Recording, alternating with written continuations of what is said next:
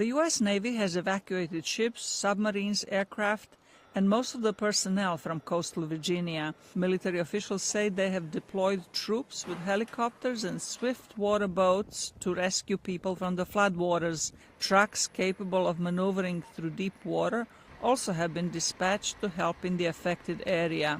The search and rescue is probably the first and foremost response that we'd be looking at, but it's not the only response we're looking at. It's just that temporarily will be incredibly important to have those assets available. Florence was downgraded to a Category 2 storm as it approached the Carolinas, but officials say it is no less dangerous. We're going to see some dangerous winds. We're going to see some dangerous rain over the next several days, as well as storm surge. We're anticipating anywhere from 9 to 12-foot storm surges, which could be deadly. No one faces a 12-foot storm surge and lives to tell about it tomorrow.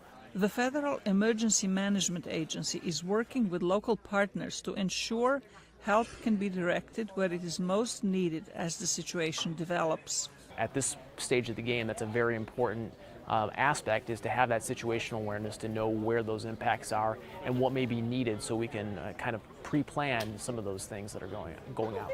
Some people have decided to stay at home and ride out the storm. Because leaving is such a problem with the traffic going out, but even worse than that is coming back in, because you don't know what you're coming back to. My house is sort of up on a rise, and it's a solid brick house with a new roof on it. And the idea of having to leave with my 2 cats and go somewhere for a week or more, once you leave, you don't know how many days it would be before you can return. In addition to protecting people's lives, local authorities are tasked with protecting their property. These storms bring out the best and worst of our community. The best is neighbors helping neighbors. It's people who are boarding up homes together or allowing folks to crash at their house other places. But the worst is people who would take economic advantage of this through either looting or breaking and entering or price gouging.